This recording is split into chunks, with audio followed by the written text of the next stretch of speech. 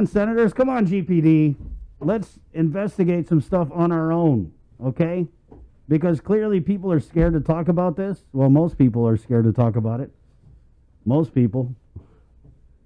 So something, I mean, it's just definitely got to be done. Let's go to the Zoom room. And before we get into the oversight hearing, I want to bring Republican Senators Tony Ada and Frank Blas Jr. on. I know you guys followed the media, the reporting on some of these allegations that come out of the federal court. But why is it you think we haven't seen, as heavy as these allegations are, why haven't we seen a heavy reaction to them? Other than Speaker Terlahi's oversight hearing, why isn't the court coming out and talking about this? Why isn't the governor, the lieutenant governor? Why do we not hear more about this corruption that's revealed by the feds in the federal court? Good morning, senators. Good morning, Chris. They're like, wait, what? I thought we were going to talk about What we walk into here? Yeah, it's like, okay.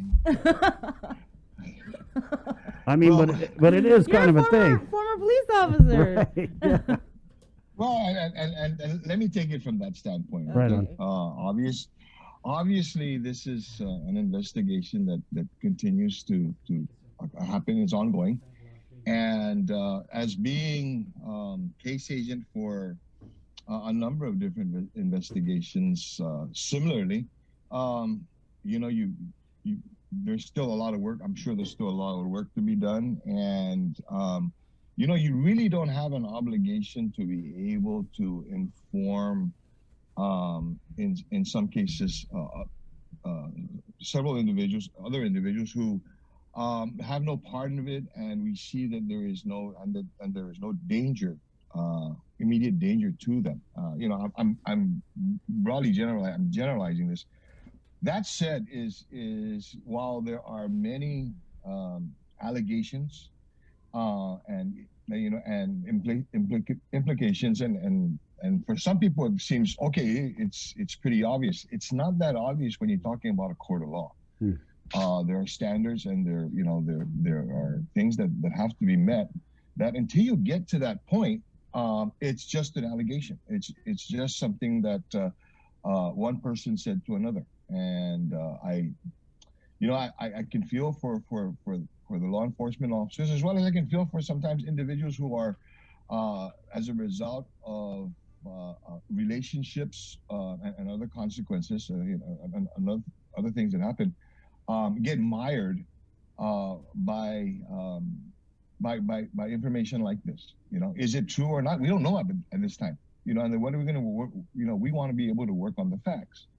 And let that happen, at the pace that they're going, And if the information does come out this way, then after the criminal, investigation is done and in some cases adjudicated, then we can move forward on the other things. We live in a nation, we live in a country where, the rule of law is you're innocent until proven guilty. Mm-hmm. And sometimes it's very difficult to be able to grasp and to understand and to even accept.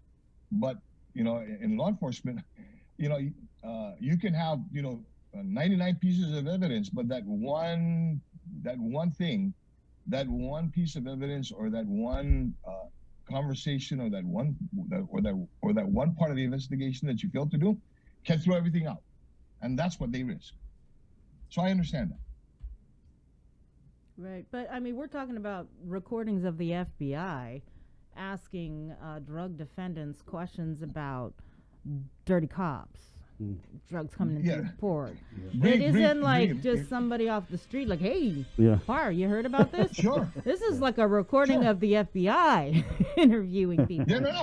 Yeah, Bree. Isn't that concerning enough or alarming to you? It is. Well, it is concerning enough and alarming. But then, at what point do we say, okay, guys, thank you for the information. We'll take over from here. That's not the case here. You're talking about, you're talking about investigation that I'm sure for them have taken years. And as the years go by, I'll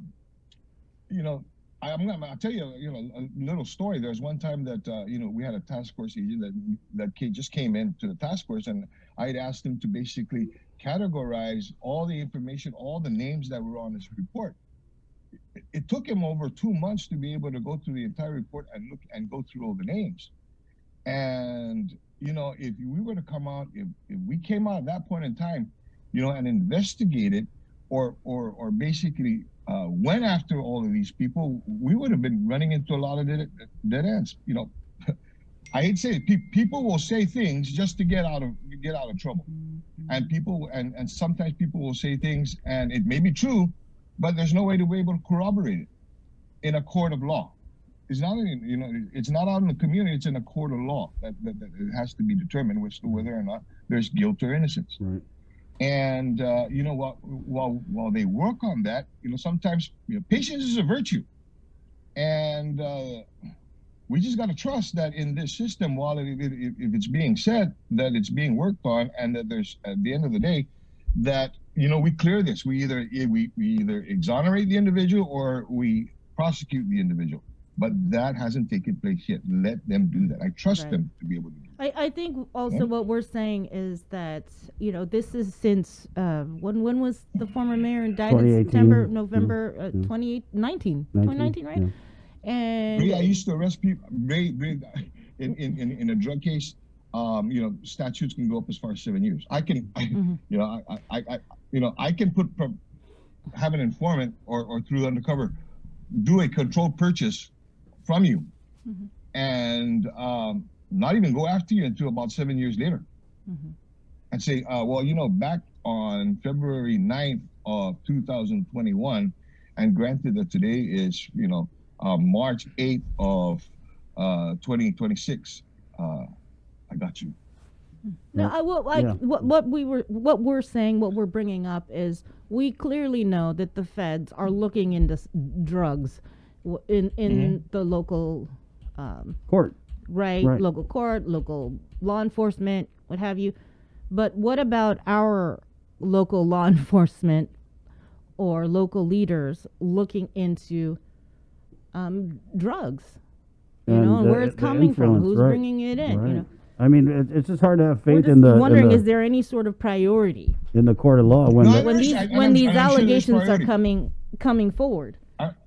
I'm sure there is priority, and Bree, and this is what we have to. There's a separation of powers. My partner Tony Ada and I, we come from the branch that basically sets the policy, manages the purse strings. We're not the executive branch that does the enforcement. Right. Okay, so we've got to be able to separate those powers, and let that branch of government that's responsible for this be able to do this, providing them the resources to be able to do this. That's our job. I mean, you guys have oversight too. Whether or not you're doing, and inquiring as to whether or not it's being done. Yes, that's our job, and it is being done. And it is being done. I will tell you that right now. Obviously, I've got a keen interest in this. Okay, I've spent many years and many sleepless nights, patrolling and investigating drugs, not just on Guam, but throughout the region. And so I have a keen interest in these things. Okay, I have to recognize what my role is as a legislator, recognize what the responsibilities are as the executive branch, but also based on, my experience and what I had to do before. There are times that I really, as a law enforcement officer, I hated it when I was trying to do my job, and in the midst of it, somebody calls and says, "Hey, it doesn't look like you're doing your job." Well, if you were with me at 11:30 last night while you were asleep and I was surveilling, then maybe you would have seen I do this. It takes time. It takes time. And Chris and Bree, we also on our side, we continue to have these oversight hearings. I mean, we got one this afternoon on customs and quarantine, and that's all we can do is hold these the leaders of these departments and agencies to the fire, right? Hold their feet to the fire and come out with these questions and get answers to it. I mean, we did one for Port Authority, we're doing one for customs and quarantine. And look at the issue that just came up with public health, and we got one that's coming up with Guam Airport Authority. I mean, everything from the police officers up at the Airport Authority allegedly gambling to what's going on with the construction up at the airport, with the expanded corridors. So everything that, you know, we can do within our power, we are working on currently, and we will continue to hold these leaders' feet to the fire. You know, I just hope that more of our colleagues call oversight hearings on the different departments and agencies. I mean, they haven't been in session or public hearings or oversights for the past year. And there's a lot of catching up to do, and that we need to do this. And we need to get to the bottom of what's going on in every department and agency.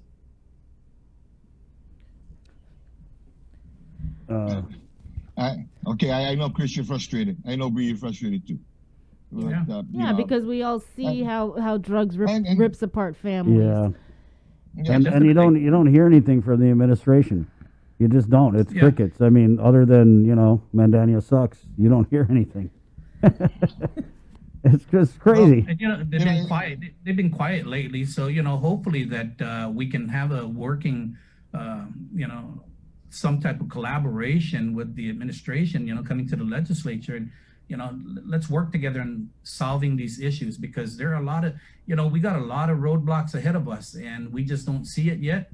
And I'm sure that once they start popping up one by one, the administration is going to start coming to the legislature. But let's be proactive at this. Let's start working together now and not wait until that time comes. Roadblocks more like mountains. Yeah, exactly. Yeah, you know. Oh, Hiya, Dave. Yeah, Let's yeah. jump into some of these oversights. As there was first there was a public hearing on the ability. There was a bill the Emergency Powers Right. changes the Emergency Powers Act. that Senator Duenas, and then there was more importantly, what we actually brought you guys on to talk about was the public health oversight hearing last night. There was a lot of information Yes. from that oversight hearing with public health and the whole vaccination procedures and the plan. And I thought one of the interesting things Senator Blas, you brought up was the numbers for herd immunity, and whether or not the current allocation we're receiving is actually going to hit that goal that everyone's talking about. July 21st, we're going to hit herd immunity. Liberate Guahan. But Right, and go ahead. yeah, I'm saying thanks. Yeah, you know, it was very concerning. I was sitting there, and you know, I was doing my DI math. That's an old thing that we haven't heard in a long time. But I was doing the math, you know, on you know what they were presenting, and then there were a number of terms that were being thrown out as well. And I was trying to, you know, match A with B and 1 with 3. And so when it wasn't matching, you know, when one was looking like one was dependent on C, but C, you know, was relying on A, but A1 can't get there until we get to 7. I was like, okay, okay, you know, we talk a lot about wanting to get to this point at this time, you know, but you know, what will those mountainous roadblocks be? What are those things that we have to anticipate, or based on what we've got today, the possibility, the probability of getting to that place, you know, barring any further assistance? And so what I was getting at, and I apologize, and I wanted to be, and I'm going to get that through, you know, through an inquiry sent through the Speaker's office, is okay, what's the plan B? Because the other concerning thing that I had last night was the discussion about, you know, in order to before we get to the herd community, then we're possibly going to stay in this emergency declaration state. You know, first off, I'm confused there. What's the difference now between PCOR 1 and PCOR 3? You know, we say we're at PCOR 2, but not what's going on in as far as the activity out there, you know, out in the streets. So, you know, and then, you know, are there going to be any new restrictions that are going to be placed upon us? There was a mention about, okay, you know, we're closely monitoring now the new variants, you know, that exist in this COVID. I think another question to be asked is basically, with all certainty, is what we're immunizing our people now, or vaccinating our people now with, sufficient enough to be able to combat, you know, the new variants. You know, while they say, well, we believe so, I would like to hear more, yeah, we are definitely sure. So, and then another question that I asked them last time. I said, okay, like other flu shots that are taken seasonally and annually, is this the kind of vaccination that is going to need a booster, if you will, or a follow-up or another vaccination down the road? And there's still some uncertainty on this thing. So it looks like there's still a long road ahead. But, at the same time, the long road ahead right now, the next turn in the road is for them, they say July. Okay, so, what are we doing now? Or what is the plan B if we get to July and we're supposed to go left and we have to go right? Yeah. Okay? And I think that needs to be that needs to be worked on now. Let's not work on it, the day before, and then get surprised in the morning to find out, okay, we've got guess what? Now we're under a whole new executive order again. Which delves right back into the Chris that Tony, Chris, and Chris Duenas and Jim, Moylan introduced. These are the kind like Senator Tony Ada said earlier. There wasn't these type of conversations last year, in the last term. There has to be. Unfortunately, Senator Tony and I were still in the minority. So the best thing we can do is urge our colleagues, those that are in these positions of authority, of power, of oversight, to say, hey, can you open up so that we can see what they're doing, so that we can get out of this mess that we're in? Yeah. And it's a constant daily conversation. There was something. And I appreciate. There was something that was mentioned that there's, and I think it was you, Senator Ada, that Guam received, I don't even know the exact figure, millions of dollars. Yeah. Was it $11 million for this vaccination plan? Yeah, so the CDC, the HS Health and Human Services had released, I believe it was funding for expanded testing, vaccination, and distribution, and that was about 9.6 million to get that into play and start, rolling out programs, and then an additional funding for testing, vaccinations itself. I'm sorry, another 1.5 million for vaccinations. So with this additional $11 million, to public health's credit, they did say that they're onboarding new clinics and physicians to administer the vaccination. So, they're getting more clinics and doctors out there to help with this vaccination program. Hopefully that, they'll reach their targeted date of July 21st. They did say that they're working on, homebound vaccinations, those that, can't go out. They're doing targeting vaccinations. And, my daughter is a volunteer at one of the clinics, and she's been out every weekend assisting with vaccinations, right? So, they're doing their due diligence and what they can to ensure that they reach that targeted date. Hopefully now with the onboarding of new clinics and physicians that, we will get there. We have to stay optimistic, but we also have to be very, how do you say it? Cognizant of what's going on and how we're getting there. We want to make sure that, like they said, if you're given the first dose, we want to make sure that there's enough dosage for you to receive the second, and not just everyone gets the first dose and then we're twiddling our fingers and there's nothing for the second. But on that note, Senator, what we have seen is when they rolled out the vaccination effort, they were like, oh, you got to get it within 21 days? 21 and 28. Pfizer is 21. Right. And, but now they're Moderna is saying 28. Now Dr. Cabrera said you could get it at 42 days. 42? Yeah, that's one of the things that came out in the hearing. That was a little bit concerning, Yeah. I mean, what is it, right? We need to let our people know so that, if they pass a day or two, they're not scared that they have to redo the first vaccination over again. Right, yeah. Versus being able to avail for the second. So the clarity needs to be made on those issues, and not come out with say you need to be back on the 21st or the 28th day. Just to go back on finances and funding, there was something that Dr. Cabrera mentioned regarding 100% FEMA reimbursement, and it would be retroactive back to January 2020. Did I hear that correctly? And you did hear that correctly, and it perked my ears at the same time. Okay, again, going back to the background that I had, I was a Homeland Security advisor and a FEMA coordinator, and so I'm hoping that this is a reference to the action, the decision made by I don't know whether it's President Bush or President Biden, in saying that that we are now in a national emergency, or in this case, Guam. I know Guam has a declared federal emergency. It's part of that process, and that all actions and all measures taken from back to this date can happen. That could happen, provided that it is very specific, in the language of the declaration.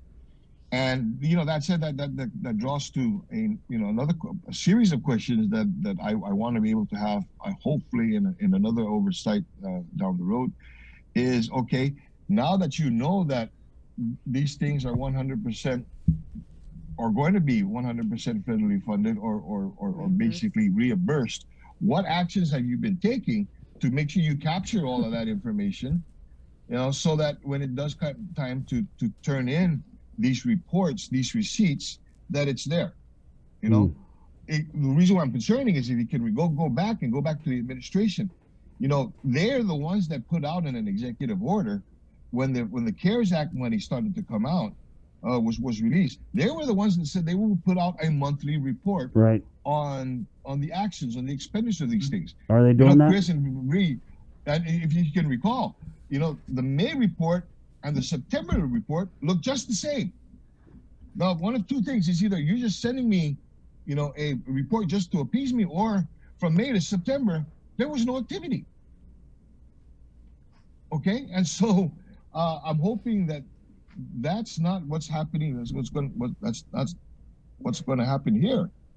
Now, I do understand and I do know that there is still a recovery office that's still stood up within the Office of Homeland Security here in Guam, and that there are people that are working other disasters that still have open books, Typhoon Dalphon, Typhoon Mangwon, and those things. Now have they also made a transition and started to stand up a COVID-19 recovery and response team to be able to capture all the information that's necessary. Because if we wait until everything is done and we go back and says, okay, now let's go back and get all the paperwork and the receipts and the information from January, it's not going to happen. Okay, it's not going to happen. And so that's concerning as well. So yeah, you're right. I mean, when he said, okay, now that we're normally you have 50-50 or 75-25 or 90-10. But then when you say 100, let's not wait, to get all that information necessary. Right. Let's make sure that we're not. Right. It's easy to say, but we have to make sure we have all the paper trail, right? To seek that reimbursement. And that's why, Bree, when I was mentioning about the funding, I requested from the speaker, the oversight chair, as to the a detailed listing of our complete expenditures and things like that, where they plan to use the money, what they plan to do, what federal funds came in, so that we can see where public health has gotten additional assistance from the federal government and how it was expended. So, hopefully that, public health will gather that list together and be able to forward it to the oversight chair so that we can see, as the budget process will be coming up. We want to make sure that, we're on it on this budget session. Now, here's also a going back thing, that Senator Ada is right. We got to make sure that all of this information and they fit in these blocks and they fit into these silos that occur. Because here's a concern that I have is that while we're 100% federally, 100% reimbursed by FEMA. FEMA will not reimburse us for the CARES Act money, another federal funding source that we used. They will reimburse us for the local monies that have to be used in this effort. And so it's going to be interesting to find out in these reports. We made these purchases, we did these services, we stood up, this process, and this was the funding source. This was the funding stream. Then we can go in and say, CARES Act took care of this. That other federal grant took care of this. And if we didn't spend any local money, we're not getting reimbursed on anything. For anything, right? Right.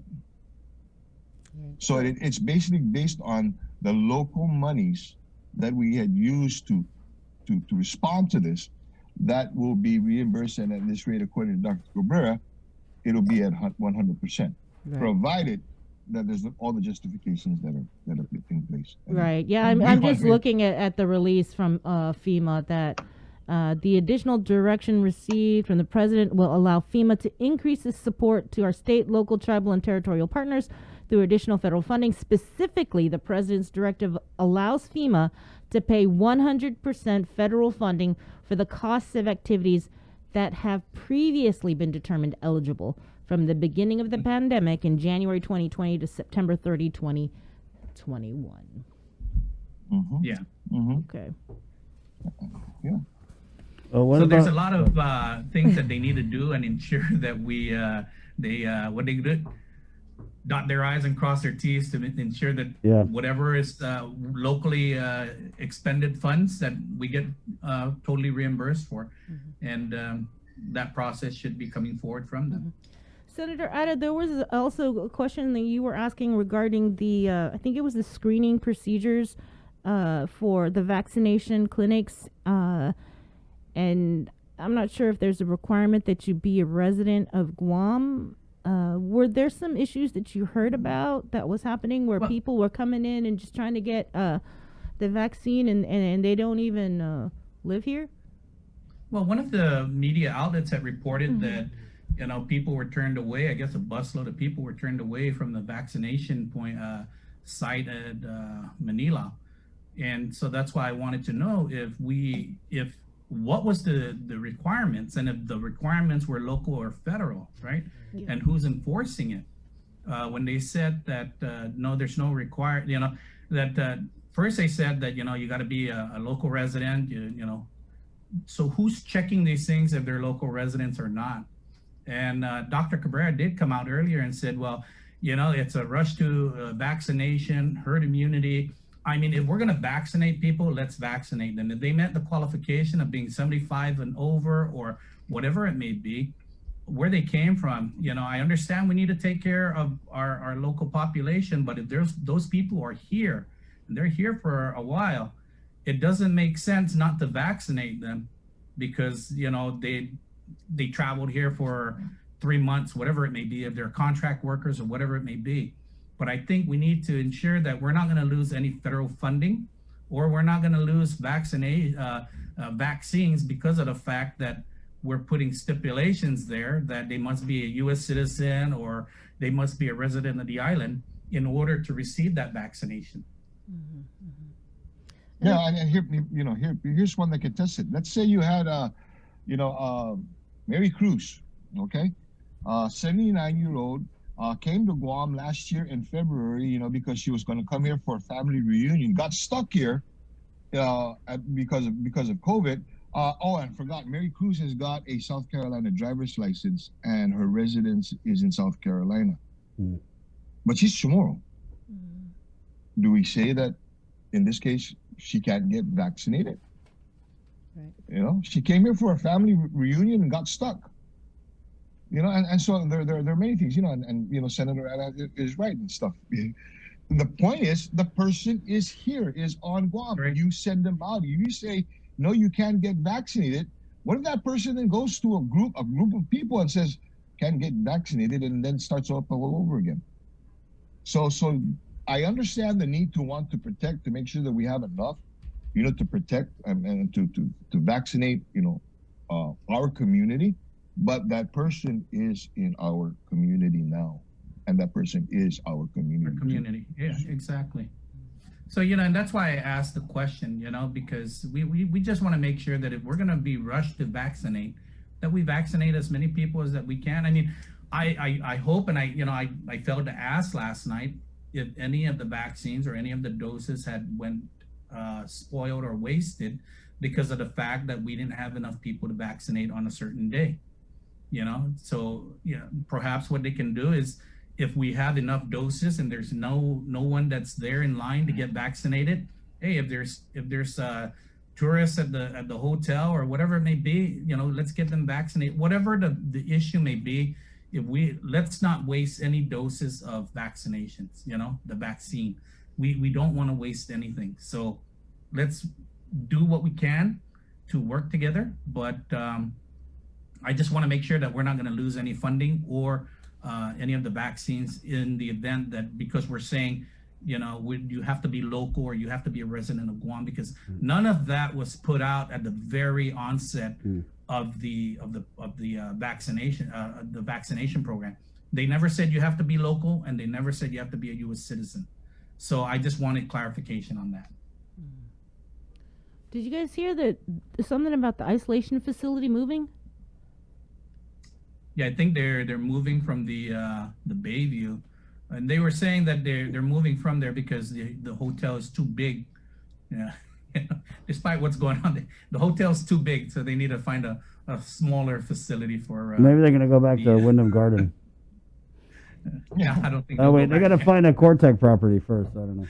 So by the end of the oversight hearing, wait, we didn't even ask. What about the nursing's allegations of the complaint made against some of the nurses over at the government quarantine facility? Was that discussed? Did you feel that it was discussed at a level you're comfortable with, or should they have gone deeper into it? No, I think that, and what Arts and Augustine said is that they would go back and look and all the different complaints and everything, and compile that and provide that information to the speaker's office. So I think that's an ongoing, conversation too as well. And I recognize, if you listened at the start of the oversight hearing, there were, I don't know, 8 or 9 people, that were responsible for different pods and different responsibilities in this effort. And I can see that on a daily basis, and sometimes even on a weekly basis. It's very difficult to be able to keep tabs with all the minute little things that occur. And what I would have appreciated is a more tightly, I guess, I don't want to say coordinated, but that we don't have to wait for the information. It was there. Granted that it was probably a question that was asked out of the blue, or out of, like you did to me this morning. I'm sitting here waiting for questions on public health, and you throw me on back to my DEA days. Okay, but so it happens here. It happened on the hearing last night, and let's give them that opportunity to provide that information, and then continue the conversation from there. Yeah, I think what they did say is that the facility is manned by private nurses from 8 a.m. to 8 p.m. and then public health nurses from 8 p.m. to 8 a.m. So they're looking into the situation, and they'll move forward with their findings to the speaker and the oversight chair as to the results of what they come up with. Right. So yeah, Senator Blas, we worked. Hopefully, we'd be able to get that information as well, and work further on that and see where we can go with it. I just think that if anybody wants to know what's happening with the vaccination clinics, the quarantine, all of that actually was a very informative oversight hearing, and really encourage people to watch it. It's about 2.5, 3 hours long, but it's a lot of information, and you will be brought up to speed. And like you said, there are still some outstanding questions that senators have, but really, if you want to know what's happening in our community with vaccinations, please check it out and be informed. Yeah, that was pretty interesting when I think it was the speaker kind of questioning Dr. Cabrera about the vaccination. I mean, first of all, I just want to say that if you look at the statistics nationally when compared to other states and territories, we're way ahead of the curve. So I do want to say that public health And I don't know if it's just logistically because we're a smaller place or whatever. I don't want to, take the credit away from them, but they did get a lot of people vaccinated. I mean, a lot of people vaccinated. Absolutely. Right. So many so that we almost ran out of vaccines. And that was what was troubling to me was that Dr. Cabrera, I mean, I don't know if they just didn't anticipate this many people wanting to get vaccinated, but now that they shook the tree, everybody wants to get that shot. Everybody. And so Dr. Cabrera said that they had used 95% of their vaccine totals. And he said that it was kind of crazy that they used that much. And they said that's how close they came to running out. And that forced them, I guess, to kind of retool who's getting what. So, I mean, we're hearing things about shortages of Moderna. And I'm wondering, is that why we're kind of widening that window? Whereas before, when we first came out, it was like, oh, you got to take it 21 days. You have to take it. They were so firm on that. Like, that was one of the things they said, guys, you really got to push the messaging that they have to get the vaccine 21 days after the first shot. They have to get their second shot. Well, now they're saying 42 days. But I'm just wondering, are they kind of widening that window because they don't know how many vaccines we're going to have? And that's why we wanted that clarification with the 21 for Pfizer, 28 for Moderna. And then they said all the way up to 42, and that's what we needed the clarification on as well. Right. We don't want people to think that, oh, okay, I missed the 28th day, and then they go back on the 31st day and told, well, you have to take vaccine, you have to take the first shot all over again because you missed the 28th day or the 21st day mark, right? So that's what they need to really emphasize to the public is that if you miss if you pass 21 days, don't worry, if that's what it is, up to 42, but we need to get that clear message out to the public. Yeah, it's almost like there's a little part there too where they talked about the quarantine and the CDC recommendations, which are for 10 days quarantine. And Dr. Cabrera had said, hey, that is the floor, not the ceiling. So he said, while the CDC recommends 10 days, the states and territories are free to interpret and to kind of use that floor marker to figure out what they want to do. And I just want to say, like, I mean, I'm not here to hold the pom-poms for public health, but we're doing way better than we I mean, it could be way worse. You know what I mean? We could be way worse off. So I get that the quarantine is an important part, especially with the variant. But again, it's kind of inconsistent, and that's what really makes people lose faith and wonder about the credibility is when you're told 21 days, no, 42, 10 days, no, 7. It's just there's so many conflicting pieces of evidence. Oh, game rooms can open, but not bars. Oh, but you can get drunk in a restaurant. That's very true. So that's why a lot of clarification needs to be made, and hopefully the messages will start to, become more precise as to who's qualified for vaccinations. If you have to be a U.S. citizen and a resident of Guam for the past 5 years, whatever it may be, they start coming out with those clarifications. What is it, 21, 28, or up to 42? Those are the messaging that they need to work on so that people don't go hysterical if they miss the marks, right? And as much people as we can get vaccinated, they're doing a great job. We just need to continue the messaging, and hopefully, we'll be able to start opening up our economy. One division that I failed to mention last night that was doing an excellent job as well was the Division of Environmental Health.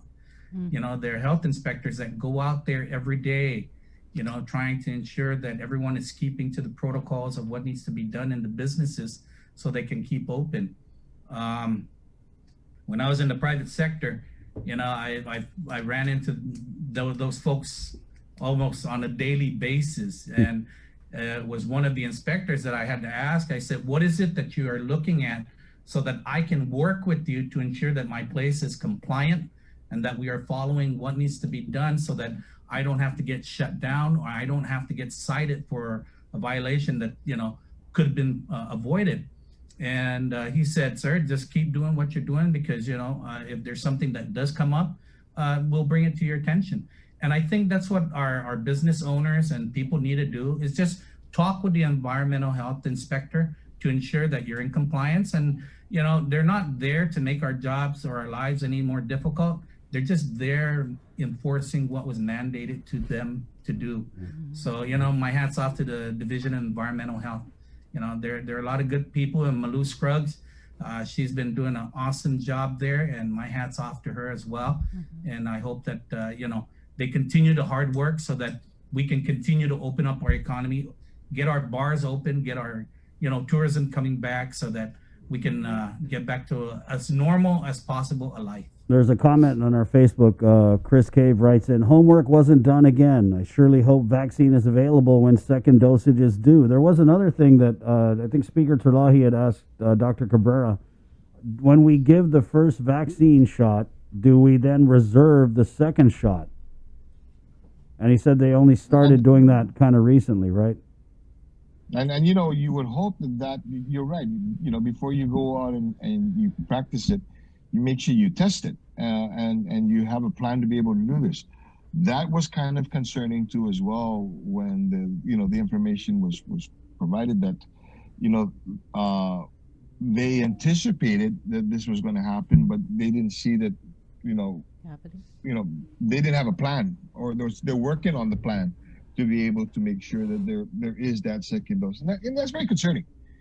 And so there was a lot of information that was revealed last night, and I think one of the key points in the messaging that they have.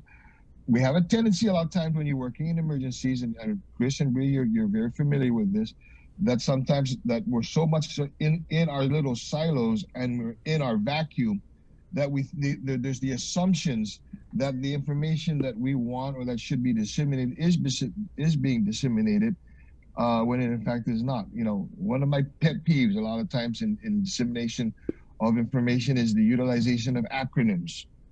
Okay? We assume that everybody understands what SWAT means, or DEH, or even DPH, DPHSS. That can lead to confusion as well as the anxiety. And when you have to go through this day by day for over a year, you can understand why this mounting frustration and anxiety has got us to this point.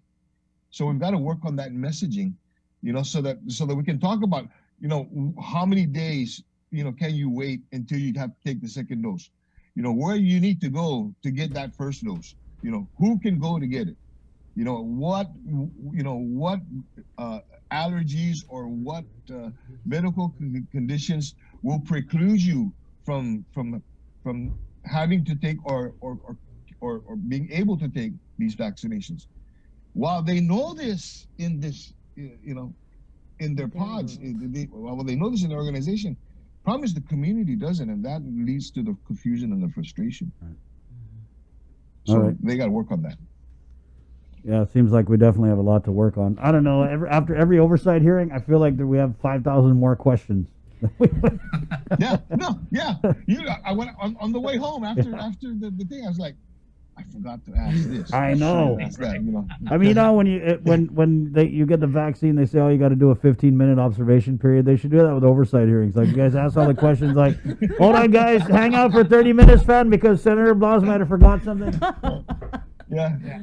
Right. Okay. Well, we'll let you go. Get to work. It's 8:16. Thanks for joining us. Appreciate your time. And Thank you, Chris. Thank you, Bree. All right. Thanks, Chris. Thanks, Jason. all right. Stay there you go. Okay, take care, guys. Take it easy. Senator Tony Ada, Senator Frank Blas Jr. Good interview. Started talking about the judiciary, which when Senator Frank had said, "Oh, kind of a curveball," but when you get elected to office, you can. And you stand in the batter's box. You got to be ready for whatever comes from the pitcher's mound. And Bree? he's a former police Right, officer, former head of Homeland Security, Civil Defense. So he speaks from a place of experience. Right, and he said basically if the federal authorities come out and say there's all this corruption going on, then you got to let that investigation that they're doing kind of run its course. And I kind of see his point, but. Yeah, it does take a while, Yeah, that. of course. But I also feel like when our highest elected officials don't make a peep about it, it's highly suspect to me. It's sus, like the kids say. 8:18, we're KUAM FM, Agotni, Guam. Thank you to our viewers on KUAM TV. We just went long in that interview, a lot of great information. We have Dr. Hoa Wen coming up next, Dr. Felix Cabrera. And then we're going to go in with the defense attorney, Tom Fisher, about the Josh Palacios a murder trial, the verdict, and will there be an appeal? All of that coming up